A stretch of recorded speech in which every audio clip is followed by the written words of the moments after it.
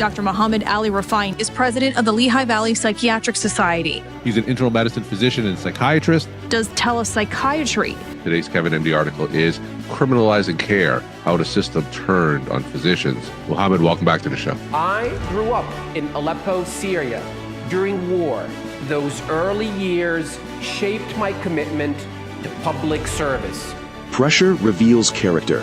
It tests judgment, ethics, and the decisions leaders make when the stakes are real. Today's speaker has spent his career studying and operating at the intersection of the brain, leadership, and accountability under pressure. Dr. Muhamad Rafai is a dual board-certified physician in psychiatry and internal medicine with more than 25 years of clinical, academic, and medical legal experience.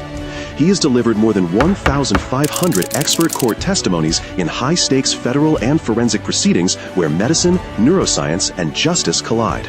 As the founder and CEO of Blue Mountain Psychiatry, he leads innovative approaches to complex trauma, addiction, and brain-based care that improve measurable outcomes in patients' lives. Dr. Rafai is also the founder of SHIELD, Support and Help in Ethical Legal Defense, an initiative dedicated to supporting physicians and leaders facing investigations, reputational risk, and system failure. He is the author of Dr. Not Guilty and Hijacked Minds, and his work has been featured in major medical and media platforms, including Medscape, Kevin MD, NBC Philadelphia, and SomaDocs. From clinical care to the courtroom to national conversations about ethics and leadership, Dr. Rafai brings a perspective shaped where the stakes are real. Please welcome Dr. Muhamad Rafai. I'm Dan Clark, creator of Speak Like a Pro, my coaching public speaking course, and my master class in story selling. I have the amazing opportunity to interview one of the premier psychiatrists in the entire world.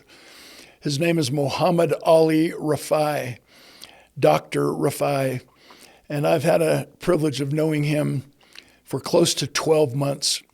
And every single time I'm in his presence, I realize that the student quickly becomes the teacher.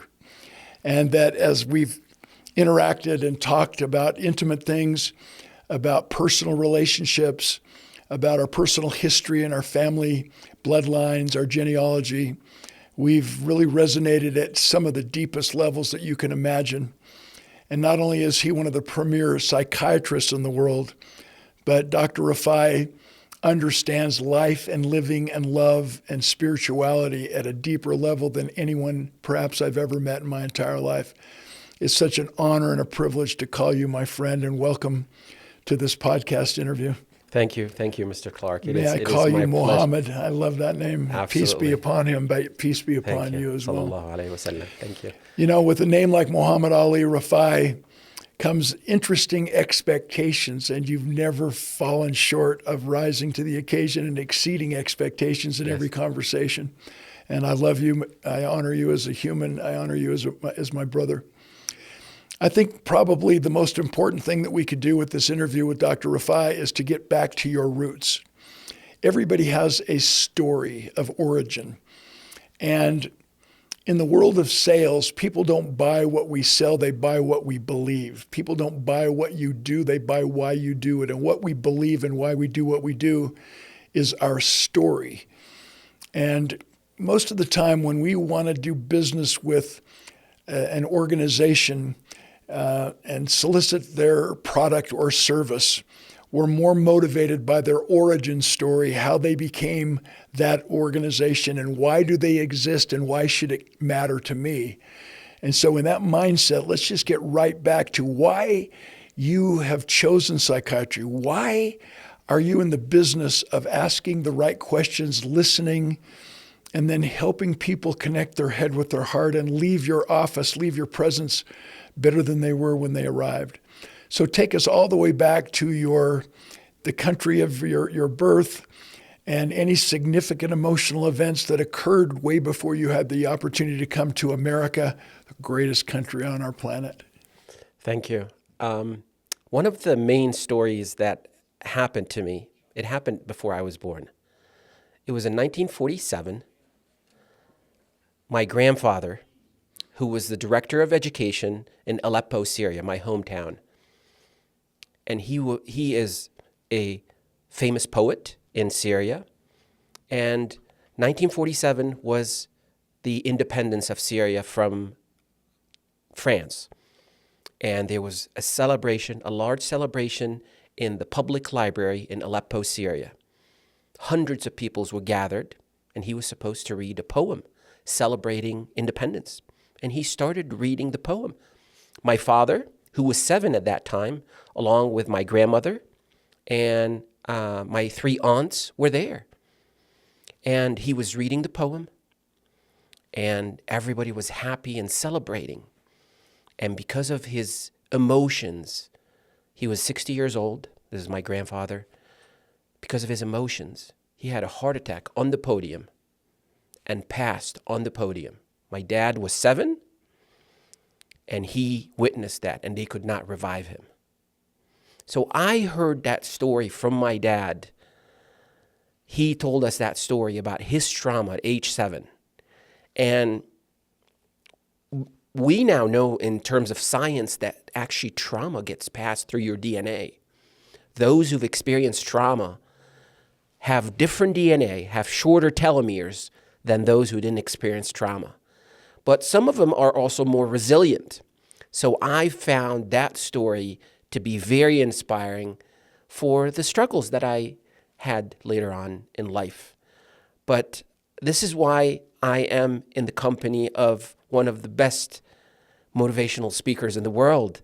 And I brought that story with me to come and train with Dan Clark, the story of a grandfather who died on the podium while giving a motivational speech about the independence of Syria.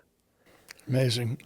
And let's skip to you being 7 years old in Syria, because that's also a significant emotional event that traumatized you, perhaps in a positive way, to open up your eyes and heart to the significance of helping others who have also experienced trauma. Tell us what happened when you were 7. When I was 7, I met fear and I met pressure, because as I was going back to school in a school bus, armed men intervened and they stopped the bus and they actually shot a class of students ahead of us. And what ended up happening is we were next, but these armed men decided that we were too young and they let us go. But on that night, when I went back home crying and telling my family what happened, it was that night that my dad told me the story about his dad, how his dad died in front of him. And that was the first time that I saw my dad cry. And I kept that story with me, that we both were just 2 humans talking about their trauma. Me at 7 years old, how I was about to be killed, and how he at 7 years old witnessed his dad die. Wow. So knowledge is power, but it has no heart. We don't learn to know, we learn to do. On a humorous note, all the information in the world is going to make a person successful. It's like the guy who has 3 PhDs, one in philosophy, one in psychology, one in sociology. He doesn't have a job, but at least he can explain why. Moral to the story, reason leads to conclusions, but it is emotion that leads to action. Reason leads to conclusions, but it is emotion that leads to action. Facts tell, stories sell, but it is emotion that decides. So that's why you've become a master storyteller, subscribing to Master Story Selling, where you can get someone to believe what you believe. Remember, the purpose of a leader is to grow more leaders who believe what you believe, not generate more followers.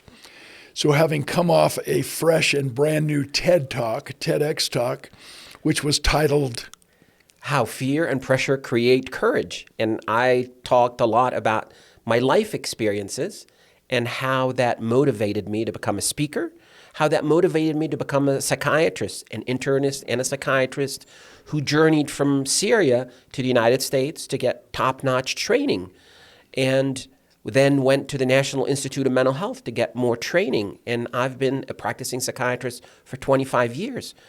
And a lot of people ask me, as a psychiatrist, what keeps me up at night?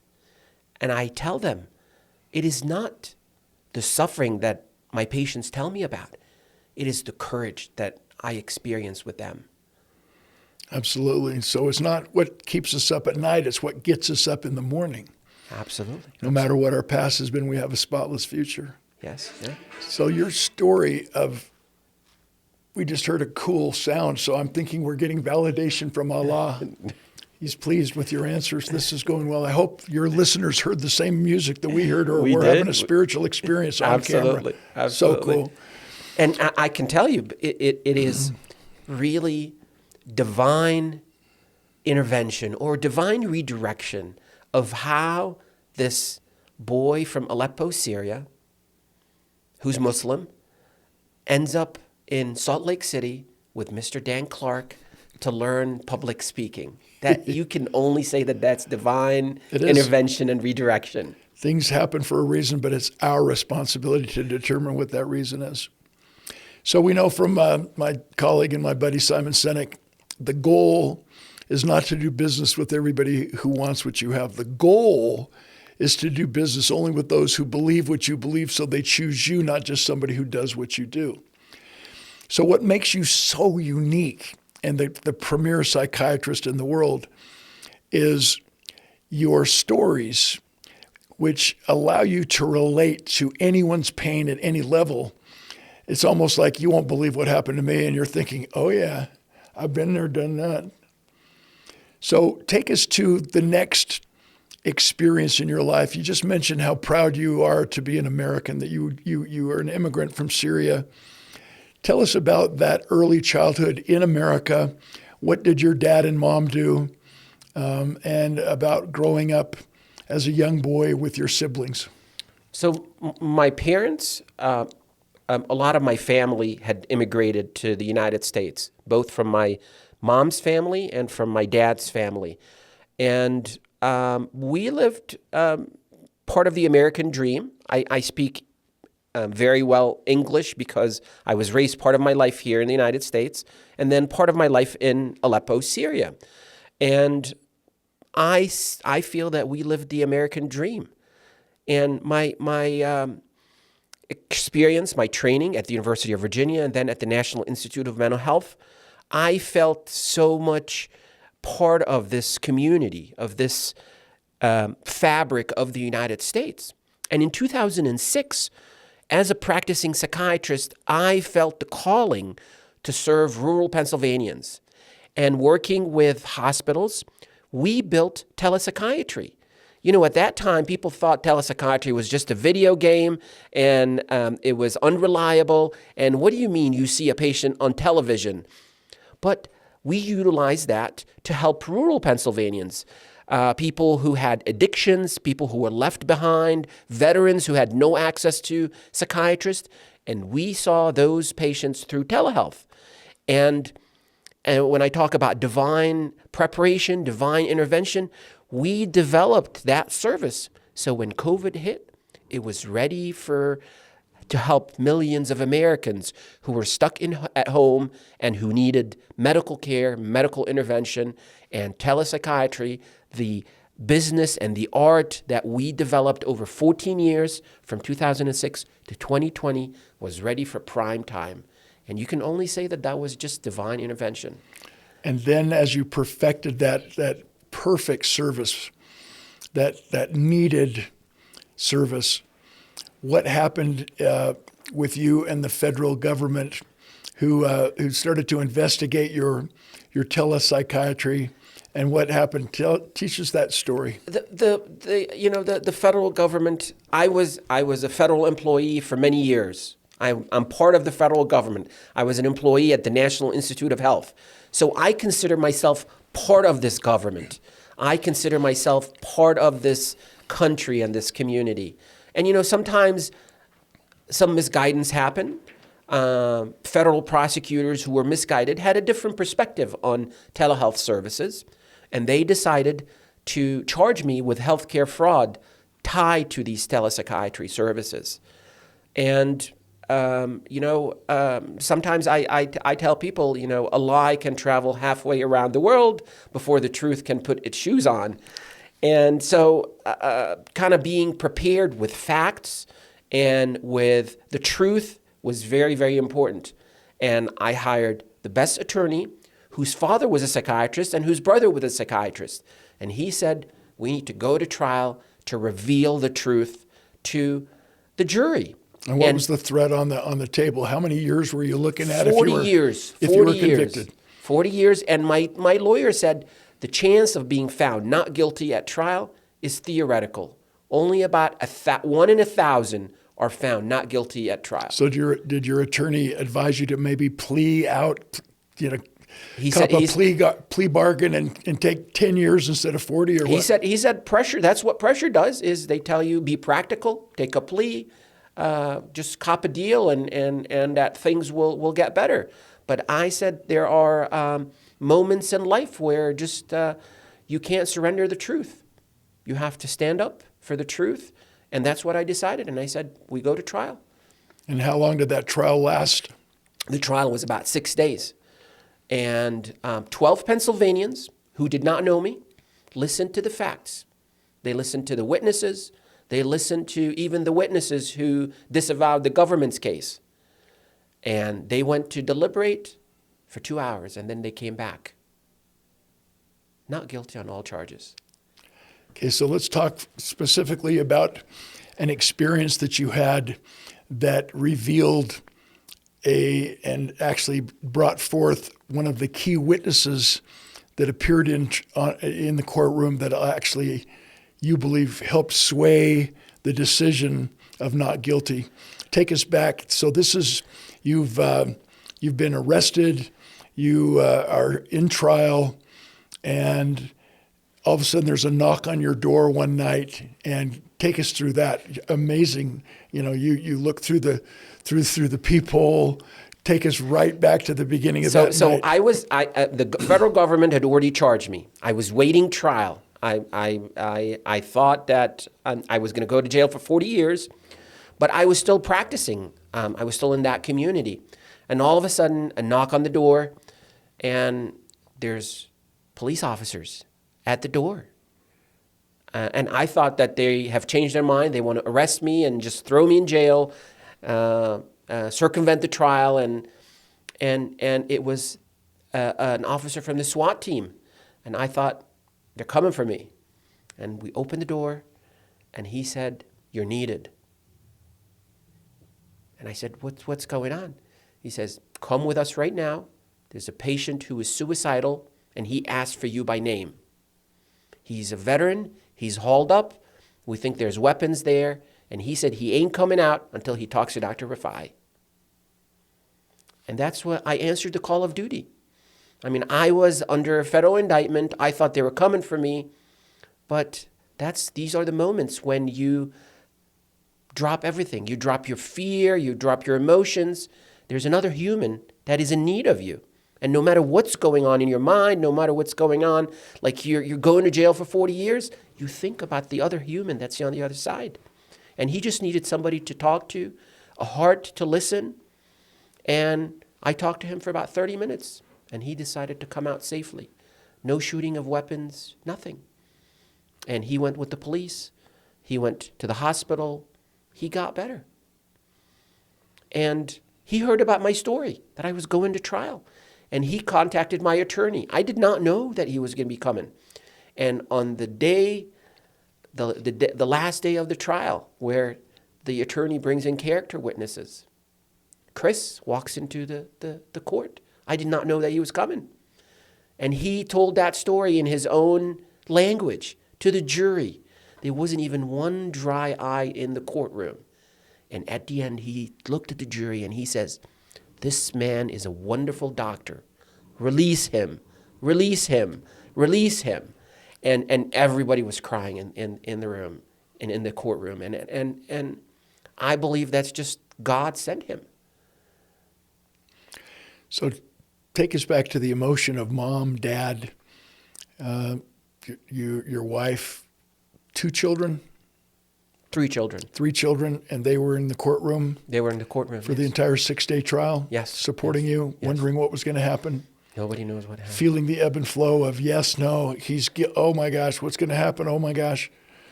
So after the fact, did you ever ask them what they were going through?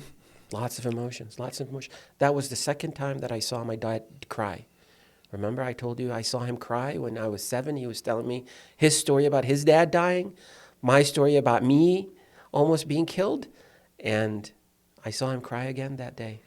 Okay, so let's itemize the life lessons turned. When we talk about becoming a master storyteller, storyteller, it doesn't do us any good to just share an experience. We've got to be able to take that experience and formulate it into a story, edit so every word pays its own way, as we've learned in our course for the last year. But part of that process is to identify the life lessons learned that are worth sharing in the story as kind of a punchline. It's kind of the hook of a song, live like you're dying. Yes. So let's just itemize. What do you think your dad and mom learned from that experience? My dad had taught me a lesson about faith, and I learned that line. A holy man said, "Faith comes before the miracle." Yes, sir. And the faith. My dad told me to keep the faith. And so I kept the faith that the truth is going to prevail, that what I did in my life, that what I did, these services that I provided to these rural Pennsylvanians were legitimate, that God saw what I did. It was just when I was providing these services, that it was me and God saw that these were legitimate services. I did the right thing. I did not do, as the prosecutor said, that I stole from the government. I did everything the right way, and I believe that was God's intervention. And what did you learn from your mother? I learned from No. What did she learn, and then what did you learn from what she learned? My mom, she cried too, and she felt that it was a trajectory. She was with me in 2015 when I was starting my practice, and I have to tell that story because I had bought a historic building in Easton, Pennsylvania, and wanted to start in my practice. This was several years before the trial, and we were doing some renovation and construction, and I got called because they found a tube in the wall. And my mom actually was visiting me, and so I drove to the place. And the construction people gave me this tube, and we open it, and we find a parchment copy of the Declaration of Independence. Now imagine that. I mean, you have a boy from Aleppo, Syria, buys a building in Easton, Pennsylvania, opens the wall, and finds a parchment copy of the Declaration of Independence.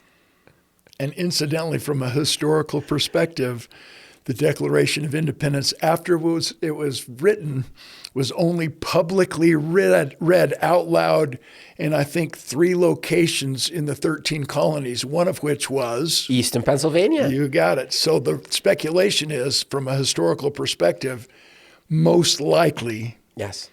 it was read as one of the 3 copies of the original Declaration of Independence. What a historical artifact worth millions and millions and millions of dollars on the market. But what did you do because of the way you were raised by your sweet mom? It was that temptation to maybe put it up for sale. It was worth millions.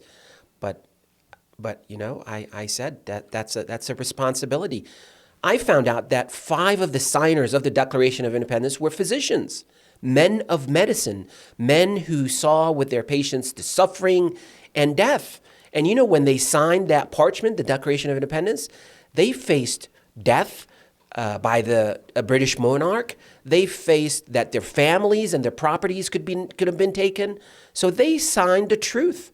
And I've always asked myself, if I was at that time, would I have signed my name to the truth? And that was another motivator for me to go to trial, because that is the truth.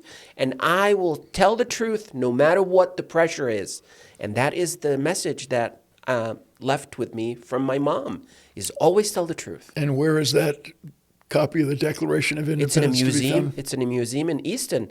And this year, this is 2026, it's going to be the 250th year of the Declaration of Independence, when it was read in Easton on July 8th, 1776. And it's going to be reread this year on July 8th, 2026. The city council should allow you to read it.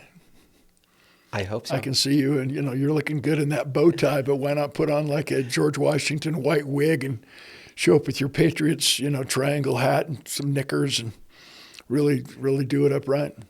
Yeah. So, what did your three children think and learn from this trial experience? And how old were they when it happened? So my oldest was in 2024. My oldest was 21, and he was a junior at Lehigh University. The middle was actually a freshman at Lehigh University, and my youngest was in 5th grade.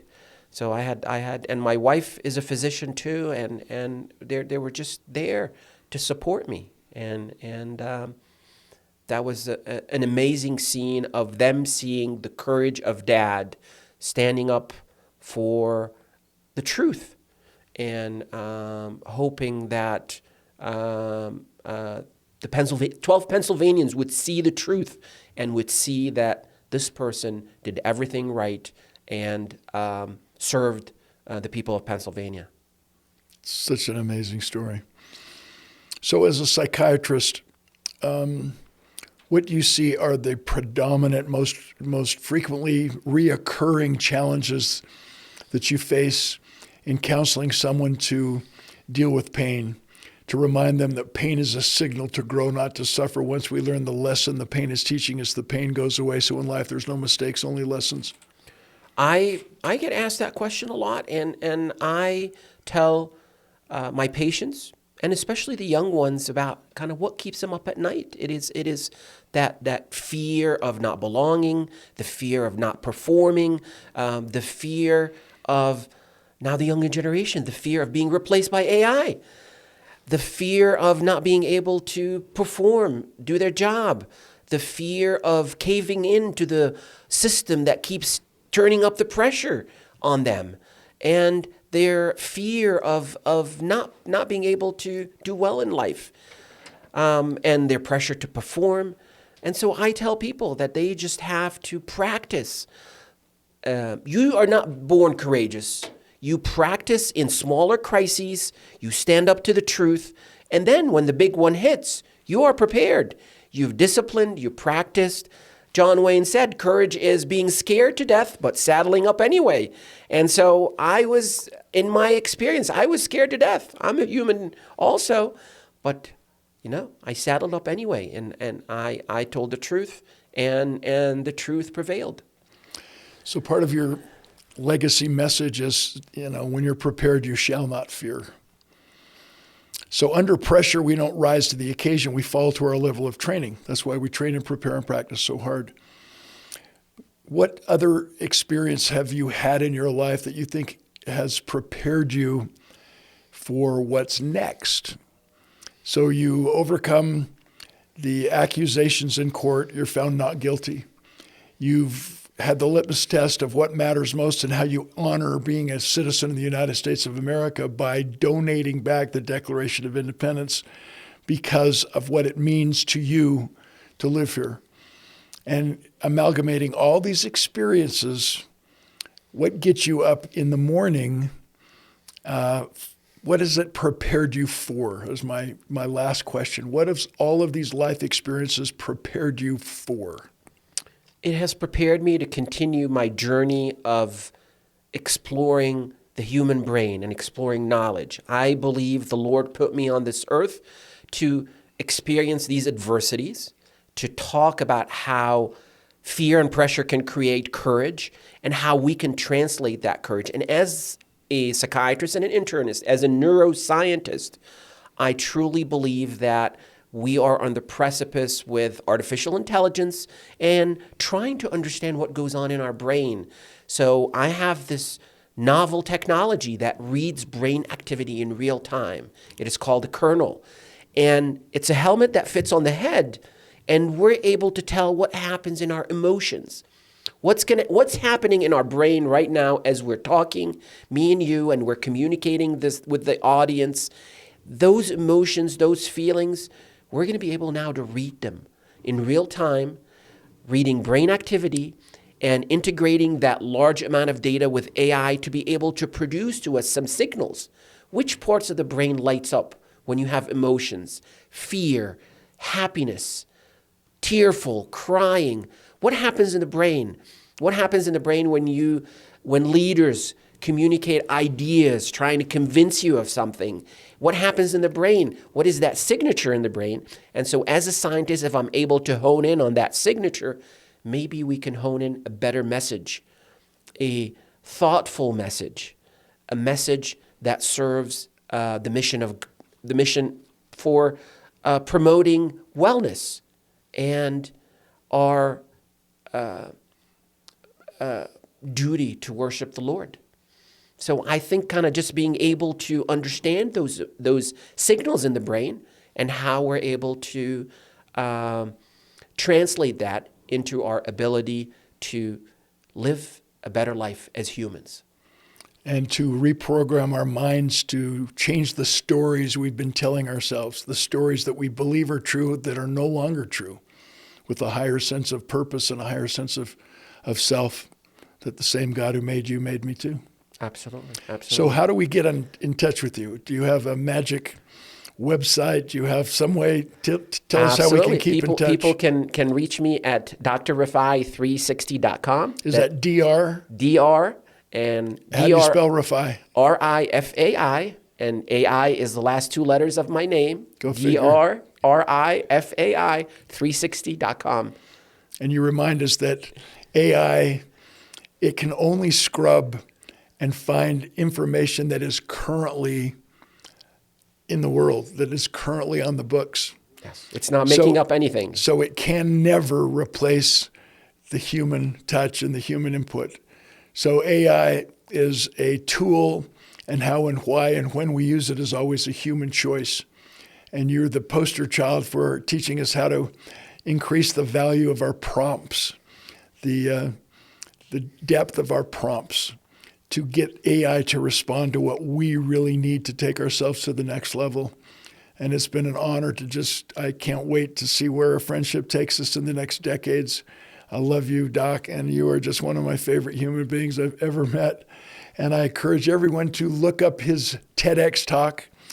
And again, what's the name? How fear and pressure create courage. And let's make sure he gets way over 1 million views, because I guarantee it's worth watching and worth watching again, and then worth sharing with our family, our coworkers, and our friends. Again, thank you, brother. I appreciate you so much. My pleasure. My pleasure. It is my blessing, and it's the divine that has put us together. I agree, brother. Thank you. Thank you very much. Thank you very much for giving me your time. I know your time is priceless. I almost lost 40 years of my life, so I know the sense of urgency that we should live our lives with. Dr. Muhamad Ali Rifai is a physician, author, and sought-after speaker who leaves audiences with a deeper understanding of leadership, ethics, and decision-making under pressure. He is dual board certified in psychiatry and internal medicine with more than 25 years of clinical experience. I treat complex trauma, mood, and addiction cases while building systems that keep care safe, measurable, and human. He is the founder and CEO of Blue Mountain Psychiatry, a supportive psychiatric practice built on evidence-based innovation. But the values that guide his work today were shaped long before his medical career began. I grew up in Aleppo, Syria during war. Those early years shaped my commitment to public service. I was age 7. Terrorists stopped our bus and put them on the wall and executed them with machine gun fire. After that moment, Dr. Rifai began asking a question that would later define his work. What if you know you are right and those in power are wrong? In 2022, I was indicted on 4 charges of healthcare fraud, and I was facing 40 years in jail and stood only 1 in 1,000 chance of being found not guilty. But after a 6-day trial, the jury returned a verdict, not guilty on all charges. That experience led him to create SHIELD, a framework designed to support professionals in maintaining integrity and resilience when systems fail. Dr. Rifai is also the author of Dr. Not Guilty and Hijacked Minds. My writing appears in national and professional outlets, and my books explore resilience, due process, addiction, and how the brain shapes decisions. Mentored by Hall of Fame speaker Dan Clark, and as an endowed chair of psychiatric medicine, he brings academic insight and real-world experience to every stage. If you want our audience to think differently about truth, courage, and leadership when the stakes are highest, visit drrifai360.com and book Dr. Muhamad Ali Rifai for your next event.